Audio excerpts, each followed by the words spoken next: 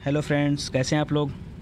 पिछले वीडियो में दोस्तों हम लोगों ने मोहम्मद गजनवी, मोहम्मद गौरी के बारे में कवरअप किया था। आज का जो हमारा टॉपिक है ये मैं थोड़ा सा आगे लेके चलूँगा आपको गुलाम वंश से, लेकिन मैं थोड़ा सा आपके दिमाग में एक बार डाल दूं दिल्ली सल्तनत के बारे में, क्योंकि अब यहाँ से जो चीज़ें शुरू हो रही हैं वो दिल्ली सल्तनत की शुरू हो रही है, ठीक है ना। तो दिल्ली सल्तनत में जो राज चलता है दोस्तों वो 1206 से लेकर 1526 तक। 1206 वह पीरियड है दोस्तों जब मोहम्मद गौरी की हत्या होती है, ठीक है, दैमक नामक स्थान पर, ठीक है, खोखरो जनजाति के द्वारा। और 1526 दोस्तों वह पीरियड है जब बाबर हमला करता है पानीपत के प्रथम युद्ध के लिए, ठीक है ना। तो पानीपत का प्रथम युद्ध बाबर के द्वारा लड़ा गया था, ठीक है। तो लोधी वंश के शासक, आखिरी शासक रहता है इब्राहिम लोधी, उससे लड़ा गया था, ठीक है। तो ये यहाँ से लेकर यहाँ तक का पूरा पीरियड दिल्ली सल्तनत में आता है। और इसके बीच में यहाँ पे 5 वंश चलते हैं, ठीक है दोस्तों। 5 वंश चलते हैं, कौन कौन से। पहला वंश है दोस्तों गुलाम वंश, ये 1206 से लेकर 1290 तक चलेगा। दूसरा खिलजी वंश दोस्तों 1290 से 1320 तक। तीसरा तुगलक वंश 1320 से 1414 तक। सैयद वंश 1414 से 1451 तक। लोधी वंश 1451 से 1526 तक। ये टोटल 5 वंश चलेंगे। डिटेल में हम सारे वंशों को कवर करेंगे एकदम अच्छे से, ठीक है। आज हम पूरे गुलाम वंश के बारे में पढ़ने वाले हैं, यानी 1206 से लेकर 1290 तक के पीरियड को आज हम कवर करने वाले हैं, ठीक है। तो बने रहिए हमारे साथ आप। तो गुलाम वंश देखिए 1206 में जो घटनाएं घटती हैं मैं आपको फिर से एक बार याद दिला देता हूं, लेकिन इससे पहले मैं एक बार सारे लोगों का नाम बता देता हूं ताकि पढ़ाते समय आपको रिवीजन होता रहे, ठीक है। तो देखिए पहला जो राजा होगा यहाँ पे कौन सा होगा, कुतुबुद्दीन ऐबक। ये 1206 से 1210 तक रहेगा। सन नहीं याद हो रहा है तो आप परेशान मत होइए, आप मेरे साथ बने रहिए, ठीक है। इल्तुतमिश अगला होगा 1210 से 1236। के बीच में भी एक दो होते हैं छोटे छोटे, तो वो मैं बाद में बताऊंगा आपको, ठीक है। इंपॉर्टेंट ही है रजिया सुल्तान 1236 से 1240 और गयासुद्दीन बलबन 65 से 87। ये इंपॉर्टेंट है 4 लोग, इनको आपको ध्यान में रखना पड़ेगा, ठीक है, क्योंकि क्वेश्चन यहाँ से ज़्यादा पुटअप होते हैं। आइए लेके चलता हूँ कुतुबुद्दीन ऐबक के ऊपर। तो इसका शासन दोस्तों 1206 से 1210 तक रहा, ठीक है। तो थोड़ा सा इसके बारे में जान लेते हैं, फिर इसकी पूरी कहानी को समझते हैं। देखिए गुलाम वंश का जो संस्थापक था वो कौन था, कुतुबुद्दीन ऐबक। तो कैसे गुलाम वंश की संस्थापक हो गया है, तो मैंने आपको पिछले वीडियो में पढ़ाया था कि मोहम्मद गौरी का ये गुलाम रहता है, ठीक है। और मोहम्मद गौरी ने जब जयचंद से लड़ाई करता है 1194 में, ठीक है, चंदावर का युद्ध, उसके बाद से जो विजित क्षेत्र रहता है वो प्रतिनिधि के रूप में इसको सौंप देता है, ठीक है। क्योंकि यह मोहम्मद गौरी का गुलाम है, इसीलिए वंश भी किस नाम से जाना जा रहा है दोस्तों, गुलाम वंश के नाम से, ठीक है। और आगे देखिए दिल्ली सल्तनत की स्थापना जब इसने किया कुतुबुद्दीन ऐबक ने, तो इसने अपनी राजधानी बनाया लाहौर को। दिल्ली को राजधानी ना बना के किसको राजधानी बनाता है दोस्तों, लाहौर को। क्यों बनाता है ये मैं अभी आपको डिटेल में बताने वाला हूँ, ठीक है। अच्छा, इसको कई नामों से भी जानते थे, जैसे हातिम ताई बोला जाता था, इसे लाख बख्श के नाम से जाना जाता था क्योंकि यह दानशीलता इसके अंदर बहुत ज़्यादा थी। इसको कुरान ख्वाह के नाम से जाना जाता था क्योंकि यह कुरान का पाठ अत्यंत सुरीले स्वर में करता था, बहुत सुरीले स्वर में कुरान को गा के बताता था, तो इसलिए कुरान ख्वाह। और लास्ट में इसकी मृत्यु होती है 1210 में। और एक खेल होता है दोस्तों चौगान, जैसे पोलो खेला जाता है घोड़े पर बैठ करना, उस समय ऐसे होता है वो खेल चौगान, और वही खेलते समय घोड़े से गिर जाने का इसकी मृत्यु हो जाती है 1210 में, ठीक है। चलिए आइए अब डिटेल से इसको कवर करते हैं। देखिए मैंने आपको बताया कि गुलाम वंश का जो प्रथम शासक है कौन है, कुतुबुद्दीन ऐबक, ठीक है ना। तो जो ऐबक है दोस्तों यह किस जाति का है, यह किस जनजाति का है, तो ये तुर्क है और यह कुतुबी तुर्क है। कौन सी जनजाति है, कुतुबी जनजाति का एक तुर्क है, ठीक है। गजनवी जो है दोस्तों फिर से मैं याद दिला दूँ आपको, यामिनी था, ठीक है ना। और ये क्या है, कुतुबी। बचपन में देखिए क्या होता है कि इसे एक निसापुर जगह होता है दोस्तों, वहाँ का एक काजी रहते हैं, ठीक है। उनका नाम रहता है फ़खरुद्दीन अब्दुल अजीज़ कुकी, ठीक है। तो आप ऐसे याद रखिए कुकी, अजीज़ कुकी, ठीक है ना। तो काजी रहते हैं अजीज़ कुकी। उन्होंने सबसे पहले इसे एक दास के रूप में ख़रीदा था, कहाँ से, निसापुर से, ठीक है। दास के रूप में ख़रीद लिया। काजी ने उसकी देखभाल की और उचित ढंग से शिक्षा भी दी। और जब यह पूरी के पूरी शिक्षाओं में पूर्ण हो गया तो बचपन से, क्योंकि एक काजी के पास रहता था, तो जाहिर सी बात है कुरान को लेकर के थोड़ा सा ज़्यादा लगाव होगा इसका। तो ऐबक बचपन से ही अति सुरीले स्वर में क्या होता था, कुरान को गाता था। इसीलिए तो आगे चल के इसका नाम कुरान ख्वाह पड़ा। यहाँ देखिए इसीलिए इसका आगे चल के नाम क्या पड़ा, कुरान ख्वाह। नाम क्या पड़ा, ये उपाधि के तौर पर बुलाया जाता था उसको कुरान ख्वाह के नाम से, और इसी नाम से वो प्रसिद्ध भी हो गया, ठीक है। तो बचपन में ही ऐसा करता था वो, ठीक है। बाद में वह निसापुर से गजनी लाया गया और जहाँ उसे क्या किया, गोरी ने खरीद लिया। तो ये देखिए, क्योंकि गजनी का उस समय राजा कौन था, तो गोरी था। गोरी का मैं नाम बता दूं आपको दोस्तों, शहाबुद्दीन मोहम्मद बिन साम या मुइजुद्दीन, ठीक है, ये उसका नाम है, ठीक है। तो उसे गोरी ने क्या किया, यहाँ पे खरीद लिया और उसने अपनी प्रतिभा, लगन और ईमानदारी के बल पर कम से कम समय में गोरी का विश्वास पात्र भी बन गया और गोरी के इतने करीबी हो गया कि गोरी आखिरी समय लौटते समय उसे पूरे विजित क्षेत्रों का अधिकार स्वरूप उसे सौंप कर चला गया, ठीक है। तो देखिए, गोरी ने उसे अपने टाइम पीरियड में आमीर आखूर पद पर बैठा हुआ था। आमीर आखूर दोस्तों, यह आपको पूरे के पूरे गुलाम वंश में कई बार सुनने को मिलेगा, ठीक है। इसका मतलब होता है दोस्तों अस्तबल का प्रधान, यानी जो घोड़ों वाला अस्तबल होता है ना, उसका प्रधान, हेड, ठीक है। तो इसको अस्तबल का प्रधान के पद पर बैठाया था गोरी ने, ठीक ना। और ऐबक को भारत में तुर्की राज्य का संस्थापक भी माना जाता है, ठीक है ना, केवल संस्थापक माना जाता है। वैसे भारत में तुर्की राज्य का संस्थापक मोहम्मद गोरी को, ठीक है, क्योंकि गोरी भी मेन था, लेकिन गोरी के मरने के बाद फिर ऐबक को मिल गया, ठीक है। तो आगे देखते हैं फिर क्या होता है।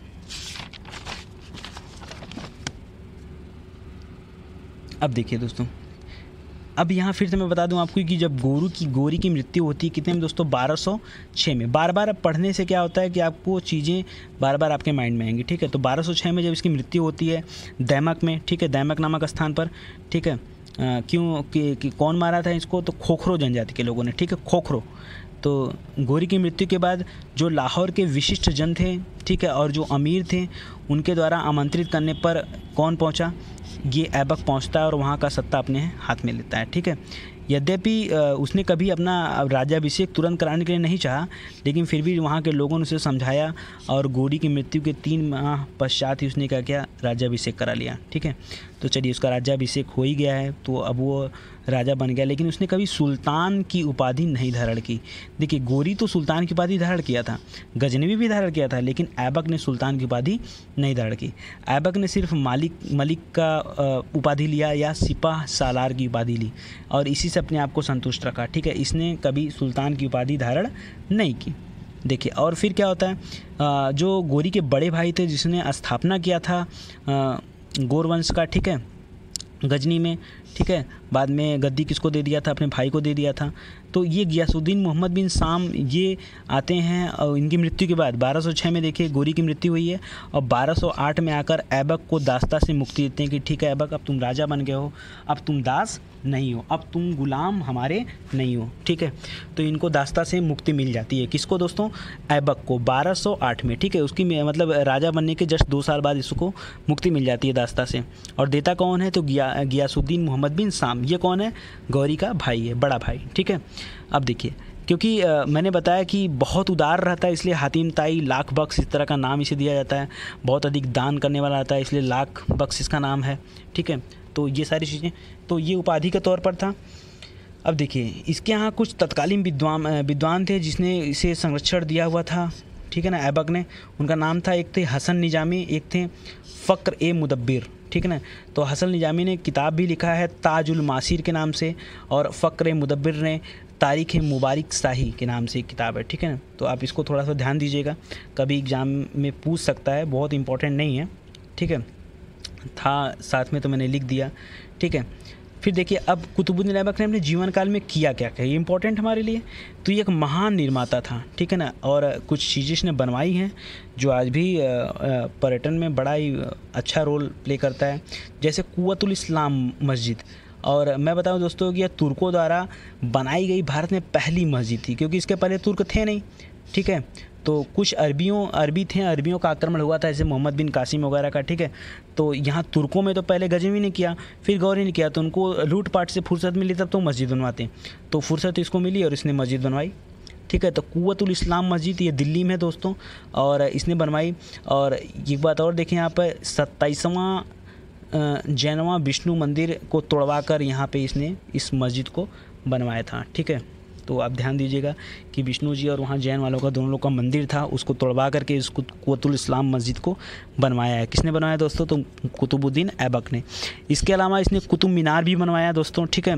कुतुब मीनार जो दिल्ली में है, और इसका नाम पड़ा है दोस्तों ख्वाजा कुतुबुद्दीन बख्तियार काकी के नाम से। ये एक सूफ़ी संत रहते हैं दोस्तों। एक बख्तियार काकी और दोस्तों, ठीक है ना, मोहम्मद बख्तियार काकी जिसने नालंदा और विक्रमशिला को जला दिया था, वो नहीं है, ठीक है। ये सूफ़ी संत हैं, ठीक है, और अच्छे आदमी हैं। तो ख्वाजा कुतुबुद्दीन बख्तियार काकी नाम पे कुतुब मीनार का नाम पड़ा हुआ है, ठीक है। तो कुतुब मीनार के बारे में थोड़ी चीज़ें और आप इसी के साथ पढ़ लीजिए, ठीक है, कोरिलेट करके ज़्यादा अच्छा है। पहला मंजिला जो शुरुआत किया था उसने किसने शुरुआत किया था? कुतुबुद्दीन ऐबक ने, ठीक है ना, इसके काल में बना था। लेकिन दूसरा और चौथा मंजिला किसने बनवाया? इल्तुतमिश ने बनवाया है, ठीक है ना। और पाँचवा मंजिला लास्ट में, ठीक है ना, पाँचवा मंजिला एक्चुअली चौथा मंजिला टूट फूट जाता है, तो उसको सही करवा के और उस पर पाँचवा मंजिला खड़ा करा देता है फिरोज़ शाह तुगलक ने, ठीक है ना। तो ये तुगलक वंश का राजा है फिरोज़ शाह तुगलक, ठीक है ना। यही फिरोज़ शाह तुगलक जौनपुर नगर की स्थापना करेगा आगे चल के, ठीक है, वो बात की बात है। तो यहाँ आप समझ गए 3 स्टेप में ये चीज़ें हैं। इसके अलावा ऐबक ने 2.5 दिन का झोपड़ा भी बनाया है, ठीक है। तो अजमेर में है 2.5 दिन का झोपड़ा दोस्तों, एक मस्जिद है, ठीक है। तो 2.5 दिन का झोपड़ा यानी 2 मस्जिद और 1 मीनार, ये इसके काम रहे हैं, ठीक है। और इसने क्या क्या किया देखिए। तो दोस्तों दिल्ली के सिंहासन पर बैठने के बाद, अब मान लीजिए दिल्ली के सिंहासन पर बैठ गया, मैंने आपको पीछे बताया था कि इसने अपनी राजधानी लाहौर क्यों बनाई। तो सबसे बड़ी समस्या थी कि गोरी के जो अन्य गुलाम थे वो गोरी के मरने के बाद आज़ाद हो गए, ठीक है। और वो परेशान करने लगे किसको? मोहम्मद गोरी को, ठीक है। क्यों परेशान करने लगे? क्योंकि जब मोहम्मद गोरी मरा तो अपना सारा का सारा विजित क्षेत्र किसको दे दिया था? कुतुबुद्दीन ऐबक को, ठीक है। तो अब गोरी को क्या पता था कि आएगा फिर लौट के मर जाएगा, ठीक है। तो उसके मरने के बाद उसके गुलाम थे वो आपस में लड़ाई कर लेते हैं कि ठीक है हम भी गोरी के गुलाम रहे हैं तो हमें भी कुछ हिस्सा चाहिए। तो उसमें 2 गुलाम इंपॉर्टेंट रोल प्ले करते हैं, एक ताजुद्दीन एल्दौज, दूसरा नसरुद्दीन कुबाचा। ये 2 गुलाम रहते हैं जो बहुत परेशान करते हैं। तो देखो इन दोनों से हमेशा गोरी को ख़तरा बना रहता है। इसी डर के मारे गोरी बेचारा दिल्ली राजधानी नहीं बनाता है, कहाँ जाके रहता है?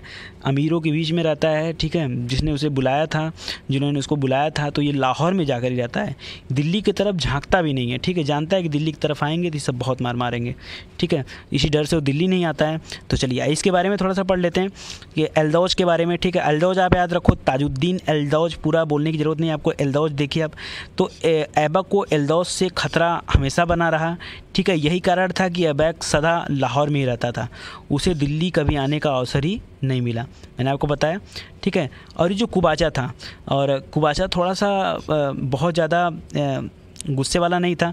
तो ऐबक ने एक चाल चली और अपनी एक मुँह बोली बहन थी उसकी, ठीक है ना, उसकी शादी कुबाचा से करा दी और उसे अपने पक्ष में कर लिया। तो एक गुलाम तो उसके कब्जे में आ गया, ठीक है, कब्जे मतलब उसकी तरफ हो गया, ठीक है। तो अब बहन से शादी हो गई और तो कोई दिक्कत ही नहीं है, ठीक है। लेकिन ये एल्दौज परेशान करेगा, ठीक है। एल्दौज मानने के लिए तैयार ही नहीं था। तो अब देखिए आगे कुछ ही समय, अब देखिए उसका टाइम पीरियड भी पूरा हो गया बेचारे कुतुबुद्दीन ऐबक का। अब इसका टाइम पीरियड चौगान खेलते समय, मैंने बताया कि चौगान पोलो की तरह खेला जाने वाला खेल है जो आधुनिक पोलो की भांति का है। तो खेल रहा था और घोड़े से गिरने का 1210 ईस्वी में इसकी लाहौर में ही मृत्यु हो गई और वहीं पर ही इसे दफनाया गया है, ठीक है। तो इनका चैप्टर क्लोज हो जाता है, ठीक है। आइए आगे बढ़ते हैं। अब अगला जो आता है वो आराम सा आता है दोस्तों। यह ऐबक का पुत्र है और यह अयोग्य है, ठीक है। तो 1210 में पिताजी की मृत्यु के बाद ये तुरंत गद्दी पर बैठ जाता है। तो नाम ही इसका आराम सा, जीवन भर इसने आराम किया, कुछ इसको आता जाता नहीं है, इसलिए इसको अयोग्य माना गया है, ठीक है। तो ऐबक की मृत्यु के पश्चात जो लाहौर के अमीर थे उन्होंने क्या किया, ऐबक के जगह पे उसके अयोग्य पुत्र को ही शासक बना दिया, आराम शाह को शासक बना दिया। किंतु अयोग्य होने के कारण उसे जल्द ही पद से हटा दिया गया। कुछ काम नहीं करता था इसलिए उसे जल्द ही पद से हटाना पड़ा और 1210 में इसे बैठा गया। 1210 में ही फिर से इल्तुतमिश आ गया। यह ऐबक का दामाद था। देखिए ये आराम शाह लड़का है लेकिन यह दामाद है, ठीक है ना। और यह 1210 से 1236 तक राज करेगा, लंबे समय तक 26 साल तक ये गद्दी पर बैठा रहेगा, बहुत सारे काम करेगा इल्तुतमिश। इसके बारे में देखते हैं। तो जो लाहौर के अमीर रहते हैं वो आराम शाह को हटाकर इल्तुतमिश को शासन बनाना चाहते हैं, लेकिन आराम शाह है कि गद्दी छोड़ने को तैयार ही नहीं है, ठीक है। तो जब गद्दी छोड़ने के लिए तैयार नहीं है तो क्या इल्तुतमिश से लड़ाई होगी उसकी? जी हाँ बिल्कुल, इल्तुतमिश से उसकी लड़ाई होती है। इल्तुतमिश इस आराम शाह को क्या करता है, हरा देता है, पराजित कर देता है और फिर दिल्ली की गद्दी पर बैठ जाता है, ठीक है। अब देखिए, अब इल्तुतमिश के बारे में थोड़ा जानते हैं। इल्तुतमिश दोस्तों इलबरी तुर्क है, ठीक है ना। कौन सा तुर्क है दोस्तों? इलबरी तुर्क है, ठीक है। और कुतुबुद्दीन ऐबक ने इस गुलाम को 1 लाख जीतल में ख़रीदा था। ये भी आया हुआ क्वेश्चन दोस्तों है, ठीक है ना। तो इल्तुतमिश को ख़रीदा था किसने? गुलाम। देखिए खुद गुलाम है कुतुबुद्दीन ऐबक, लेकिन उसने का अपना गुलाम ख़रीदा हुआ है, ठीक है ना, 1 लाख जीतल में। तो बड़ा इंटरेस्टेड है। तो एक बार क्वेश्चन आया था दोस्तों, गुलामों का गुलाम किसे कहते हैं? तो गुलामों को गुलाम इल्तुतमिश को कहा जाता है, क्योंकि ये गुलाम है ऐबक गोरी का और उसका गुलाम इल्तुतमिश, ठीक है। तो ये चीज़ें देखिए, इसने सबसे पहले ग्वालियर की विजय की थी और इसके एवज में उसे ग्वालियर की इक्ता भी प्रदान किया था। किसने? मोहम्मद गौरी ने। बाद में बुलंदशहर की इक्ता प्रदान किया गया और जिस समय सुल्तान बनता है उस समय बदायूं का इक़्तिदार रहता है, ठीक है। तो इक़्तिदार मीन्स होता है दोस्तों कि जैसे गवर्नर टाइप के होते हैं ना, वहाँ के अधिकारी, ऐसे अधिकारी जो वहाँ के लगान वगान वसूलें और ले जाके अपने राजा को सौंपे, तो इक़्तिदार, ठीक है। तो ये जिस समय राजा बना, आया हुआ क्वेश्चन है, ठीक है ना, कहाँ का इक़्तिदार था? तो ये बदायूं का इक़्तिदार था, ठीक है दोस्तों। आइए और आगे देखते हैं, थोड़ा स्पीड में कवर करते हैं इसको, टॉपिक बड़ा है, ठीक है। तो अब देखिए, अब मोहम्मद गोरी जो रहता है दोस्तों, तो गौरी जो मर गया 1206 में, उसकी बात कर रहा हूँ, ठीक है ना। मोहम्मद गोरी के दासों में एलदौज भी अपने आप को दिल्ली की गद्दी का सबसे बड़ा दावेदार मानता था, लेकिन एलदौज ने उस समय गजनी पर अधिकार कर लिया था। देखिए एलदौज के डर से बेचारा कुतुबुद्दीन ऐबक कभी दिल्ली साइड तो आया नहीं, लेकिन एलदौज कहाँ पहुँच गया? गजनी साइड। उसने दिल्ली पर तो नहीं कब्जा कर पाया, लेकिन कहाँ कब्जा कर लिया दोस्तों? तो गजनी पर कब्जा कर लिया जाके। ध्यान रहे कि वही एलदौज है जिसकी डर से कुतुबुद्दीन ऐबक कभी दिल्ली की तरफ नहीं रहा, यह हमेशा लाहौर रहा, ठीक है ना, ठीक है। एलदौज की लड़ाई गजनी को लेकर के ख्वारिज़्म शाह से भी हुई थी, ठीक है ना। देखिए एलदौज की लड़ाई एक बार किससे हो चुकी थी? गजनी को लेकर के ख्वारिज़्म शाह, एक नया पर्सन है, बहुत ही डेंजरस है, ख्वारिज़्म शाह से हुई, जिसमें एलदौज पराजित हुआ, ठीक है, ख्वारिज़्म शाह से लड़ने के बाद। और ख्वारिज़्म शाह ने वहाँ से उसे खदेड़ दिया और इस तरह से वो भागकर लाहौर आया। अब देखिए यहाँ बहुत ही इम्पोर्टेंट एक इशूज़ बनता है, ठीक है, क्योंकि यहाँ से पूरे भारत का जो इतिहास है वो घूमने वाला था, ठीक है, अगर एक भी डिसीजन गड़बड़ होता तो। ख्वारिज़्म शाह ये बहुत ही ख़तरनाक शासक रहता है, ठीक है। ये कहीं भी हमला करता है तो समझ लीजिए वहाँ के लोगों की बड़ी दुर्दशा करता है, बहुत क्षति करता है, बहुत मारकाट करता है। तो जब इसकी लड़ाई एलदौज से होती है तो गजनी को तो ये छीन लेता है ख्वारिज़्म शाह और इनको खदेड़ देता है लाहौर की तरफ, ठीक है। ये भाग के लाहौर आते हैं और इधर क्या हो गया, यह इधर कुतुबुद्दीन ऐबक की मृत्यु हो चुकी है, ठीक है। और गद्दी पर कौन बैठा है? कौन बैठा दोस्तों? तो इल्तुतमिश बैठा गद्दी पर। तो गद्दी पर जब इल्तुतमिश बैठा है तो इल्तुतमिश के लिए सबसे अच्छा मौका था कि यह बचाए एलदौज को या एलदौज को मार दे। तो देखिए हर राजा अपने गद्दी पर आने वाले संकट से पहले से उबरना चाहता है, क्योंकि एलदौज हमेशा से दिल्ली पर अपने आप को दावेदार मानता था और ये इल्तुतमिश के लिए आगे चल के ख़तरा हो सकता था, ठीक है। इसलिए इल्तुतमिश ने अपनी सूझबूझ दिखाई और इसी परिस्थिति का लाभ उठाकर तराइन के तृतीय युद्ध में पकड़ लिया एलदौज को, ठीक है ना। तो देखिए बड़ा इंपॉर्टेंट है, तराइन का तृतीय युद्ध 1215 में, तराइन प्रथम का भी 1191 में पृथ्वीराज चौहान मोहम्मद गौरी, तराइन तृतीय 1192 में पृथ्वीराज चौहान मोहम्मद गौरी, ठीक है। और तराइन तृतीय तो इल्तुतमिश और एलदौज के बीच में 1215, ठीक है। तो गद्दी पर बैठे उसे लगभग 5 साल हो चुके हैं दोस्तों, और ये क्या किया उसमें लड़ाई करता है और एलदौज को हरा देता है, ठीक है। इल्तुतमिश के सामने अब अगली समस्या कुबाचा की थी। देखिए कुबाचा कहीं न कहीं जीजा ज़रूर बन गया था ऐबक का, लेकिन वो भी कहीं न कहीं उसके मन में, क्योंकि गुलाम था और गद्दी को लेकर उसके मन में कहीं न कहीं लालच भरा था, ठीक है ना। और इल्तुतमिश नहीं चाहता था कि उसी गद्दी को लेकर कोई दिक्कत हो। तो अब इल्तुतमिश ने, हालांकि कुबाचा ने कुछ किया नहीं, लेकिन फिर भी इल्तुतमिश ने कुबाचा को मार दिया। और कैसे मारता है देखिए, मोहम्मद गौरी का जो दूसरा गुलाम था ये कुबाचा, ठीक है। ध्यान रहे कि कुतुबुद्दीन ऐबक की बहन का विवाह भी कुबाचा से ही हुआ था, ठीक है। और कुबाचा बेचारा अकेले मुल्तान और सिंध प्रांत में रहता था अलग थलग जा करके, लेकिन इल्तुतमिश ने यहाँ अपनी 2 सेनाएं भेज करके इस क्षेत्र पर अधिकार करवा लिया और आगे चल के 1228 में कुबाचा को हरा दिया और मुल्तान और प्रांत को दिल्ली में मिला लिया। और यहाँ फिर क्या होता है दोस्तों कि कुबाचा सिंध नदी में कूदकर खुद ही आत्महत्या कर लेता है, ठीक है। जीने नहीं दोगे तो मरने दो, ठीक है, मर जाता है। क्या आपको याद है दोस्तों कि इसके पहले किस राजा ने आत्महत्या की थी? तो दोस्तों इसके पहले जयपाल ने आत्महत्या की थी जब मोहम्मद गजनवी से लड़ाई हुई थी, क्यों आत्महत्या करी थी? क्योंकि जयपाल जो है मोहम्मद गजनवी से हार गया था और उसको बड़ी शर्मिंदगी थी, क्योंकि मोहम्मद गजनवी के पिताजी को इसने हराया था, ठीक है ना, संधि किया था, तो ये गलत था, ठीक है ना, तो इसके वजह से उसने हार जाते हैं जयपाल, ठीक है। आगे चल के इसका लड़का आनंद पाल आता है, उस संयुक्त सेना जुटाकर वो भी हार जाता है, ठीक है। तो बात की बातें आप वीडियो देखिए पिछला, आगे आइए।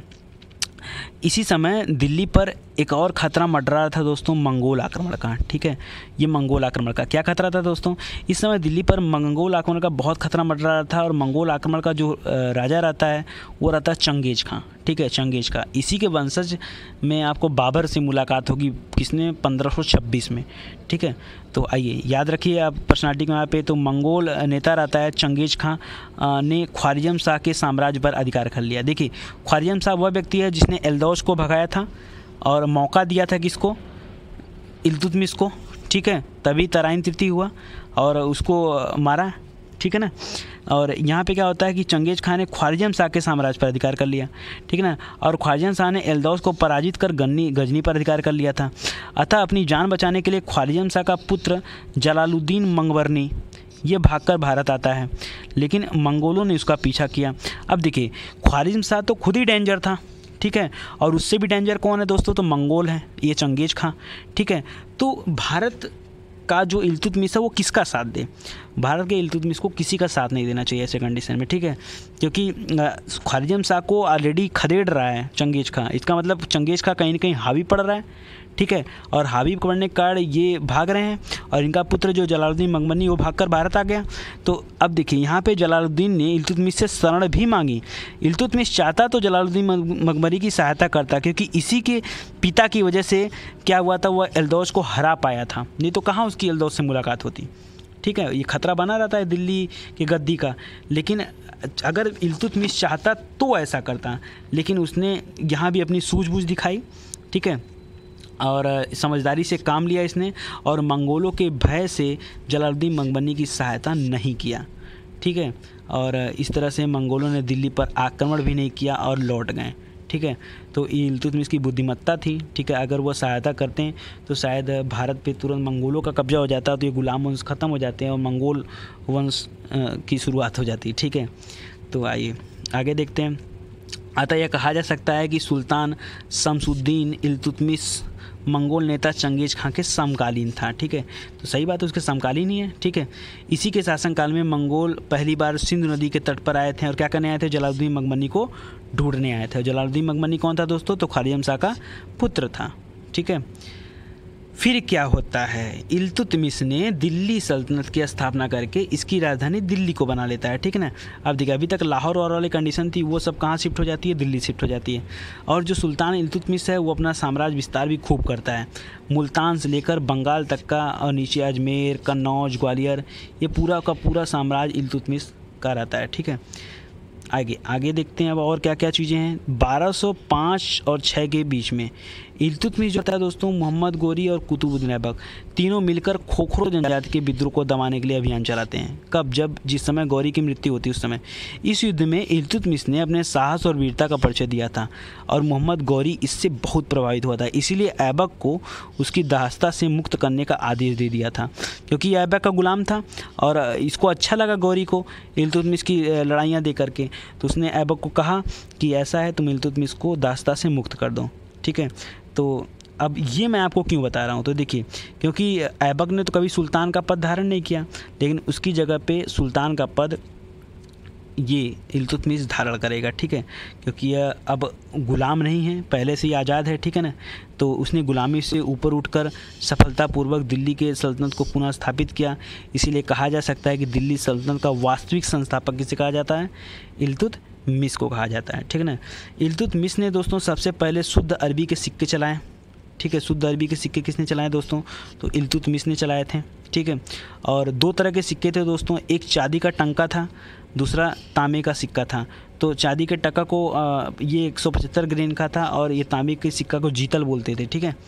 तो देखिए, उसने सिक्कों पर टकसाल पर नाम लिखने की परंपरा भी की शुरुआत की, कि जो टकसाल होता है ना, टकसाल जहाँ सिक्का छपता है बनता है, तो उस पर नाम लिखने की परंपरा भी किसने शुरू की थी? इल्तुतमिश ने शुरू की थी। और अपने नाम के भी सिक्के चलवाए। तो सबसे पहले अपने नाम के सिक्के कौन चलवाए? इल्तुतमिश ने चलवाए। टकसाल पे नाम लिखने की परंपरा की शुरुआत किसने की? इल्तुतमिश ने की। इसके अलावा सुल्तान की उपाधि तो अब धारण कर ही लेगा, ठीक है, लेकिन यह किससे मिला था सुल्तान की उपाधि उसे? तो बगदाद के खलीफा रहते हैं अल मुस्तसीर बिल्लाह, ठीक है ना, ये उनसे इसको सुल्तान की उपाधि मिलती है। ऐसा पहली बार हुआ है कि बगदाद के खलीफाओं द्वारा भारत में किसी को उपाधि मिली हो, ठीक है, तो ये इम्पॉर्टेंट है। तो इल्तुतमिश को मिला था, ठीक है। आगे ये थोड़ा सा कवर करते हैं और तेज़ी से। देखिए, इल्तुतमिश ने प्रशासन को सुचारू रूप से चलाने के लिए 40 सरदारों का एक गठन किया, ठीक है ना, जिसको गुलाम चालीसा कहा जाता है, ठीक है ना, गुलाम चालीसा अथवा तुर्कान चिहलगानी, ठीक है ना, गुलाम चालीसा या तुर्कान चिहलगानी के नाम से जाना जाता है।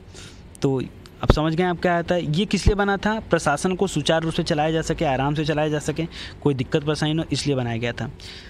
देखिए, सुल्तान शमसुद्दीन इल्तुतमिश ये 1210 से लेकर 1236 तक थे। तो एक बार देख लेते हैं इनका डिटेल में कि इन्होंने किया क्या क्या कर। तो देखिए, क्योंकि पहला हमने बताया था कि ऐबक के दामाद थे, दूसरा ये शमसी वंश के थे और इलबरी जनजाति के तुर्क थे, ठीक है। दिल्ली का वास्तविक संस्थापक भी इनको कहा जाता है। इन्होंने राजधानी दिल्ली बनाया। हालांकि दिल्ली की जो स्थापना किए थे वो अनंतपाल तोमर ने किया था, ठीक है ना, लेकिन संस्थापक कौन है? ये है। गुलाम चालीसा का गठन किया, किसके लिए? प्रशासन को चलाने के लिए। तराइन का तृतीय युद्ध लड़ा इन्होंने एल्दौस के साथ 1215 में, ख्वारिज़म शाह के डर से जो भाग कर आया था। और शुद्ध अरबी के सिक्के भी चलाए, उसमें चांदी का टका और तांबे का जीतल भी चलाया, ठीक है। और बगदाद के खलीफाओं द्वारा प्रथम बार ऐसा हुआ कि सुल्तान का पद मिला भारत में किसी को 1229 में, ठीक है। तो ये इतने पॉइंट आपको याद करने लायक थे, ठीक है। अच्छा, देखिए, निर्माण कार्य में क्या क्या होता है। तो इल्तुतमिश के निर्माण कार्य में बहुत सारी चीज़ें मैंने आपको पिछले वीडियो में पिछले कुछ टाइम पहले ही बताया था। गुलाम वंश जब शुरुआत हुई थी ऐबक वाले टाइम पे, तो कुतुब मीनार के निर्माण को इसने पूरा करवाया। दूसरे से लेकर चौथे तल तक इसने निर्माण करवाया है। इसके अलावा इसका जो पुत्र रहता है दोस्तों नसीरुद्दीन महमूद, 1229 में ये इसकी मृत्यु हो जाती है, तो इसका मकबरा बनता है। इसके मकबरा का नाम दोस्तों सुल्तान गढ़ी का मकबरा है। बहुत अच्छा मकबरा है। क्यों अच्छा है? क्योंकि यह भारत में तुर्कों द्वारा बनाई गई प्रथम मकबरा था। देखिए, प्रथम मस्जिद कौन सा था? तो उसको बनाया था किसने? ऐबक ने बनवाया था, कुतुबुद्दीन ऐबक ने, ठीक है ना, प्रथम मस्जिद। और ये क्या है? प्रथम मकबरा। तो सुल्तान गढ़ी का मकबरा यह तुर्कों द्वारा भारत में बनाया गया प्रथम मकबरा है, ठीक है। आगे देखिए, दिल्ली में बना था। और नागौर, दोस्तों ये नागौर राजस्थान में पड़ता है और यहाँ पर इसने आसार किन का दरवाज़ा बनाया, ठीक है ना। आसार किन के दरवाज़ा से ही प्रेरित होकर अकबर ने बुलंद दरवाज़ा का निर्माण कराया। तो आपसे पूछ सकता है कि बुलंद दरवाज़ा किससे प्रेरित है, तो आप क्या बताएंगे? आसार किन के दरवाजे से प्रेरित है, ठीक है। हालांकि बुलंद दरवाज़ा दुनिया का सबसे बड़ा दरवाज़ा माना जाता है, ठीक है, लेकिन यह किससे प्रेरित किससे है? तो आसार किन का दरवाज़ा। बदायूं, यूपी में दोस्तों इसने हौज शमसी बनाया। बदायूं से याद आया दोस्तों आप लोगों को कि जिस समय सुल्तान बनता है उस समय कहाँ का इक़्तिदार आता है? ये बदायूं का इक़्तिदार था, ठीक है। तो हौज शमसी या शमसी ईदगाह वहाँ पे स्थापना किया। और दिल्ली में ही इल्तुतमिश का मकबरा भी बना हुआ है। देखिए, जो ऐबक था उसका वो तो लाहौर में मरा था चौगान खेलते समय, ठीक है ना, तो वो उसका मकबरा लाहौर में है। और इल्तुतमिश क्योंकि दिल्ली में शिफ्ट हो गया था रहने के लिए, तो इल्तुतमिश का मकबरा कहाँ पे? दिल्ली में है। और यह स्क्रिच शैली, एक शैली होती है दोस्तों स्क्रिच शैली, और स्क्रिच शैली में बना भारत का पहला मकबरा था। तो देखिए, दो चीज़ भारत में पहला है। एक तो मकबरा के मामले में तो दोनों हैं, ठीक है। एक तो बनाया गया पहला मकबरा अपने लड़के का बनवाया था 1229 में, और दूसरा क्या?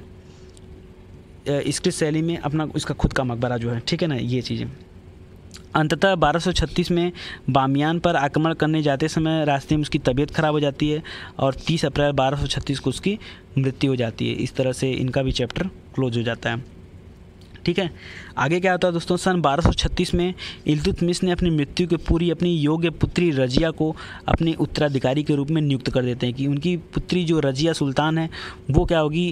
गद्दी पर बैठेगी। क्योंकि उसका ज्येष्ठ पुत्र जो नफरुद्दीन मोहम्मद है उसकी मृत्यु हो चुकी थी 1229 में, तभी तो सुल्तान गढ़ी का मकबरा बना था। एक और पुत्र था वो अयोग्य था, ठीक है, जिसका नाम था रुकनुद्दीन फिरोज। देखिए आगे क्या होता है, तो इसकी याद में तो फिलहाल सुल्तानगढ़ी का मकबरा बना था, ठीक है, 1229 में, जो कि भारत का पहला मकबरा था। परंतु समस्या खड़ी हुई कि इल्तुतमिश की मृत्यु के बाद उसका एक दूसरा पुत्र था दोस्तों, रुकनुद्दीन फिरोज, ठीक है ना। ये एक अयोग्य शासक रहता है और यह ज़बरदस्ती गद्दी पर बैठ जाता है। उसके गद्दी पर बैठते ही चारों तरफ विद्रोह होने लगता है, क्योंकि इल्तुतमिश चाहता था कि रजिया सुल्तान गद्दी पर बैठे, और यह गलत भी था। और अंततः वह ज़बरदस्ती विद्रोहों को दबाने के लिए दिल्ली से बाहर जाता है, और इसी परिस्थिति का रजिया ने लाभ उठा लिया। रजिया ने क्या किया, लाल वस्त्र पहनकर जनता के सामने आई, ठीक है, और जनता के सामने आकर अपने वास्तविक उत्तराधिकारी होने की बात कही, और जनता व अमीरों ने इसके समर्थन भी किया, क्योंकि रुकनुद्दीन फिरोज क्या है, वह अयोग्य शासक, वह योग्य नहीं है। और इल्तुतमिश भी चाहता था कि रजिया सुल्तान ही गद्दी पर बैठे, ठीक है। तो इधर क्या होता है कि जब वापस रुकनुद्दीन फिरोज वापस आता है तो रजिया सुल्तान उसे बंदी गृह में डाल देती है कि बेटा तुम वहाँ पड़े रहो, अब गद्दी पर कौन बैठने जा रहा है, तो रजिया सुल्तान बैठने जा रही है। तो रजिया सुल्तान दोस्तों बैठती है 1236 से 1240 तक। एक बार रिवीजन आपको करा दे रहा हूँ। 1206 से में मृत्यु हुई थी गौरी की, 1206 से 1210 आपका कौन हो गया, ऐबक हो गया। 10 में ऐबक का लड़का आराम शाह राजा बनता है, लेकिन उसको हटा के 10 में ही इल्तुतमिश राजा बन जाता है। तो 10 से 36, ठीक है, ये आते हैं, और 36 से 40 तक ये रहते हैं। तो 4 साल तक ये शासन करेगी, ठीक है। ठीक जितना ऐबक किया था उसी तरह से एक स्त्री का सल्तनत के सिंहासन पर बैठना विभिन्न प्रांतों के सूबेदारों को नागवार गुजरा। जो कुछ और लोग थे, देखिए अमीरों और जनताओं का तो समर्थन प्राप्त था इसे, लेकिन जो विभिन्न प्रांत थे अगल बगल के, उनको ये चीज़ गलत लगी कि यार हमारे ऊपर अब कोई स्त्री आके शासन करेगी, मुस्लिम स्त्री, ये गलत है, ठीक है ना। तो इन विरोधियों में इल्तुतमिश का एक वजीर था दोस्तों, जिसका नाम था निजामुद्दीन जुनैदी, ठीक है ना, ये भी शामिल था। ये दिल्ली में विद्रोहियों ने जब विद्रोह किया तो रजिया ने विद्रोह को तो वहीं दबा दिया, दिल्ली वाले विद्रोह को, लेकिन धीरे धीरे यह विद्रोह फैलता गया। तो रजिया ने फिर क्या किया कि अब पर्दा प्रथा त्याग करके पुरुषों की तरह वस्त्र धारण करना शुरू कर दिया और आके गद्दी पर बैठने लगी। यह बात भी व्यक्तिगत दृष्टि से बहुत सारे लोगों को बुरी लगी, क्योंकि इस्लाम में ये परंपराओं का उल्लंघन माना जा रहा था कि इस्लाम में क्या है, परंपराओं का उल्लंघन हो रहा है कि कोई महिला जो है पर्दा त्याग कर पुरुषों की तरह वेश धारण करके आए, ये गलत है, ठीक है। तो इन सब का दरबार में शक्तिशाली तुर्कों ने खुलकर विरोध किया। हालांकि एक लोगों ने नहीं किया, जिसका नाम था बठिंडा के गवर्नर था, यह सूबेदार था, जिसका नाम था अल्तुनिया। ये एक तुर्क नेता था और शक्तिशाली तुर्क नेता था, बाकी तुर्क नेता इसके अपोजिट थे। अतः रजिया ने अल्तुनिया से निकाह कर लिया ताकि उसकी स्थिति मजबूत हो जाए, ठीक है। अल्तुनिया से निकाह करने का सिर्फ एक ही रीज़न था दोस्तों, क्योंकि जो तुर्क थे वो चाह रहे थे कि ये गलत है, वो मान रहे थे कि नहीं ठीक है यहाँ पे रजिया सुल्तान की गलती है, तो तुर्क उसके पक्ष में रहे। इसके लिए रजिया सुल्तान ने क्या किया, अल्तुनिया से शादी कर लिया ताकि उसकी स्थिति मजबूत हो जाए। तो हालांकि वह इस चक्कर में थी, लेकिन वह क्या रही, फिर असफल रही। कुछ समय पश्चात अल्तुनिया और रजिया की मित्रता हो तो गई, लेकिन दोनों ने अपनी सेना लेकर जब बहराम शाह को पराजित करना चाहा। बहराम शाह देखिए एक नया कैरेक्टर यहाँ पे आता है। बहराम शाह हमेशा इन लोगों के बीच में लड़ाई कराना चाहता था ताकि इन लोगों को सीट से हटाया जा सके, ठीक है ना। और सभी तुर्कों ने मिलकर लास्ट में रजिया और अल्तुनिया दोनों की कैथल नामक जगह पर हत्या कर दी, ठीक है। तो यहाँ पे इनका चैप्टर क्लोज हो जाता है रजिया सुल्तान का, ठीक है, 4 साल में ही। और क्योंकि बहराम शाह यहाँ अच्छा रोल प्ले कर रहा है, ठीक है, नौकरों की तरह चाटुकारिता कर रहा है, किसका, तुर्कों का, तो अब इसका टाइम पीरियड स्टार्ट होता है, ठीक है। तो ये देखिए बहराम शाह आता है, मुइजुद्दीन बहराम शाह। अब ऐसे याद करेंगे हम, ठीक है। रजिया सुल्तान के बाद 2-4 साल शासन अस्त व्यस्त रहा, 2 साल और 4 साल, तो पहले 2 साल 40 से 42, ठीक है। तो मुइजुद्दीन बहराम शाह, तो ये बहराम शाह क्योंकि अभी तुर्कों को मस्का मारा है, ठीक है, और इसी के चलते मारे गए अल्तुनिया और वो रजिया, ठीक है। तो देखिए फिर क्या होता है कि रजिया के बाद अगला शासक यही है, ये एक तुर्क नेता है, ठीक है। इसका सुल्तान के लिए चुनाव इस शर्त पर किया गया था कि वह ऐतगीन, देखिए ऐतगीन भी एक तुर्क नेता है, ठीक है, जो वहाँ पे मेन रोल प्ले कर रहा था। और किसमें, उसको मरवाने में, ठीक है, इन दोनों का मेन रोल था। ये दोनों मिली भगत में कि ठीक है तुमको हम क्या बना देंगे, सुल्तान बना देंगे, तुम राजा बन जाना। और ऐतगीन ने कहा कि मुझे एक पद चाहिए जिसका नाम है नायब ये मामलिकात। ये क्या है दोस्तों, तो ये नायब मामलिकात ऐसा पद था कि ये पद जिसके हाथ में रहेगा वही सारी शक्तियाँ इसी में रहेगी, ठीक है। वो बाकी जो सामने वाला आदमी रहेगा वो नाम का सुल्तान रहेगा। तो ऐतगीन ने चाल चला और मुहिउद्दीन बहराम शाह को राजा तो बना दिया, लेकिन सारी की सारी शक्तियाँ अपने हाथ में ले ली। ठीक है, ऐतकी ने इस पद पर आते ही समस्त सत्ता को अनौपचारिक रूप से अपने हाथ में ले लिया। ठीक है, और यह बात बार बार किसको नागवार गुजर रही थी? बहराम शाह को। इसी से तंग आकर बहराम शाह ने क्या किया? उसका वध करा दिया। ठीक है, किसका? ऐतगीन का। और इसका वध कराने के बाद से ही लोग बहराम शाह से क्या करने लगे? ईर्ष्या करने लगे। बहराम शाह तूने ये क्या कर दिया? तूने मतलब अपने ही दोस्त को मरवा दिया। ठीक है, ऐतगीन को मरवा दिया। ऐतगीन ने तुम्हें बनवाया था सुल्तान, तुमने उससे मरवा दिया। और यह ईर्ष्या देखते ही क्या कि एक विद्रोह का रूप धारण कर ली, और विद्रोह इतना बढ़ गया कि बहराम शाह की भी कत्ल हो गया। तो जो दूसरे के लिए गड्ढा खोदता है तो जाहिर सी बात है वो भी गड्ढे में गिरेगा। तो बहराम शाह की इस तरह चैप्टर क्लोज हो जाता है। ठीक है दोस्तों, आगे फिर अब क्योंकि अब कहानी ख़त्म हो गई, ऐतगीन भी चला गया, बहराम शाह भी मर गया, तो अब कोई नया कैरेक्टर नहीं है। तो 4 साल के लिए एक लोग और आते हैं, अलाउद्दीन मसूद शाह। ठीक है, बड़ा ही सिंपल आदमी थे, बहराम शाह का उत्तराधिकारी कहा जाता था इन्हें। ठीक है ना, तो अलाउद्दीन मसूद शाह का तो इसका पतन भी उसी की तरह हो गया। ठीक है, इसी के समय में बलबन एक व्यक्ति रहता है, बलबन आमिर हाजिब के पद पर नियुक्त होता है। धीरे धीरे अधिकार उसके हाथों में आ जाता है बलबन के। देखिए बहराम शाह मरा, बहराम शाह के बाद मसूद शाह, देखिए शाह, ठीक है, तो बाप बेटा दोनों शाह, बहराम शाह और मसूद शाह। तो मसूद शाह भी मर गया। ठीक है, ज़्यादा समय तक नहीं रहा। ठीक है, 4 साल तक रहा, जैसे तैसे चलता रहा। हालांकि ये शासन को उस समय नहीं चला रहा था, शासन को अपने हाथों में कौन लेके चला रहा था? तो बलबन लेके चला रहा था। ठीक है ना, हालांकि बलबन बड़ा वेट करता है गद्दी पर बैठने के लिए। देखिए बलबन यहाँ से 1242 से 46 तक शासन उसके हाथ में ज़रूर है, लेकिन वह राजा बनने के अभी वो नहीं है। ठीक है, तत्पर नहीं है। इसी के बीच में नफरुद्दीन महमूद राजा बन जाता है 1246 से लेकर 65 तक के लिए, बहुत लंबे समय तक के लिए। ठीक है ना, बलबन ने साम्राज्य के अधिकतर अधिकार अपने हाथों में तो ले लिया था, किंतु विद्रोह न हो और विद्रोह के कारण उसकी हत्या न हो, विद्रोह से बचने के कारण उसने उत्तराधिकारी बनना चाह। ठीक है ना, मतलब इसे बहराम शाह का उत्तराधिकारी मसूद शाह, और ठीक है उसका उत्तराधिकारी नसरुद्दीन महमूद। ठीक है ना, और इसको भी सशर्त सुल्तान बना दिया। ठीक है कि ठीक है अब आप ही सुल्तान रहो। और सुल्तानों ने आमीरों से एक समझौता किया और समर्पण कर दिया। ठीक है, किस बात को लेकर के? ठीक है, अब तुर्कों के बीच में और सुल्तान के बीच में कोई गलतफहमी ना रह जाए, इसके लिए क्या किया? समर्पण हो गया। ठीक है, लगभग 20 साल तक सत्ता में ये बना रहता है नसरुद्दीन, क्योंकि कोरिलेट करके चल रहा था, ढंग से चल रहा था।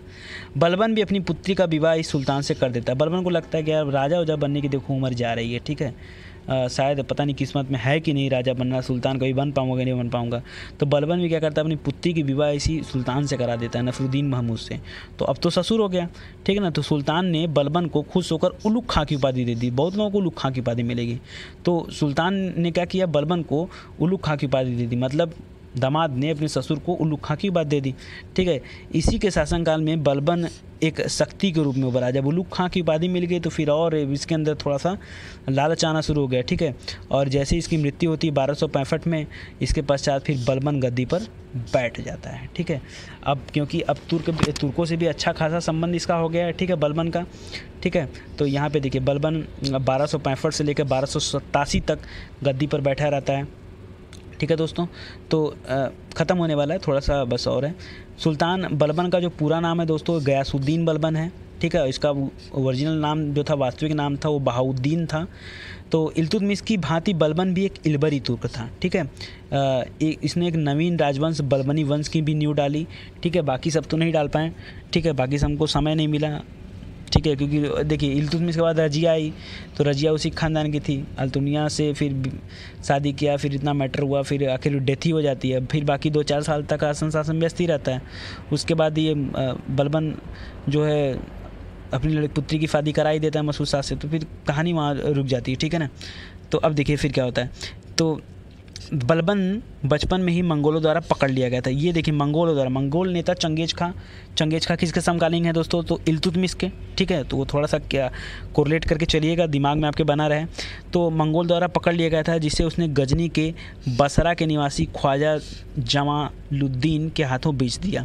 ठीक है, कुछ समय बाद वो दिल्ली लाया गया वहाँ से, और वहाँ उससे फिर ग्वालियर विजय के पश्चात लौटते समय खरीद लिया गया था। ठीक है, इस प्रकार बलबन भी इल्तुतमिश का गुलाम था। ठीक है, इल्तुतमिश ने खरीदा था। उसकी योग्यता से प्रभावित होकर इल्तुतमिश ने उसे खसदार का पद दिया। इल्तुतमिश देखिए 1236 में के आसपास का पीरियड में है और ये बलबन देखिए 1287 के आसपास, मतलब बुढ़ा हो गया था गद्दी पर बैठते समय। ठीक है, रजिया के काल में यह आमिर शिकार के पद पर पहुंच गया था। बहराम शाह जब सुल्तान बना तो यह आमिर आखूर के पद पर पहुंच गया था, अस्तबल का प्रधान।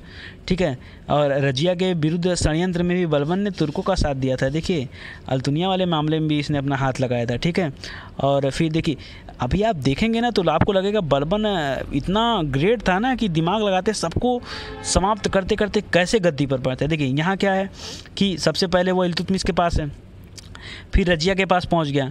रजिया के साथ जब लगा कि उसको कि नहीं ठीक है अभी इनका पत्ता गोल होने वाला रजिया का, ठीक है, तो उसके विरुद्ध षड्यंत्र में भी भाग ले लिया।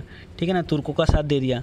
फिर जब अगला नेता बनता है मसूद शाह, ठीक है, तो उसके समय में आमिर हाजिब के पद पर पहुंच जाता है और 1949 में बलबन ने अपनी पुत्री की शादी नफरुद्दीन मोहम्मद से तो कराई करके और उल उखा की उपाधि ले लेता है और फिर वो पहुंच जाता है नायब मामलिकार के पद पर। तो देखिए कैसे सीरियल से वो बढ़ता हुआ चला आ रहा है। ठीक है, और इसी तरह से फिर वह धीरे धीरे कहाँ पहुंच जाता है, सुल्तान के पद पर पहुंच जाता है। तो जब बलबन के विषय में जो कुछ कहा गया और भी कई चीज़ें थी जिसने इसने रक्त और लोहे की नीति अपनाई थी।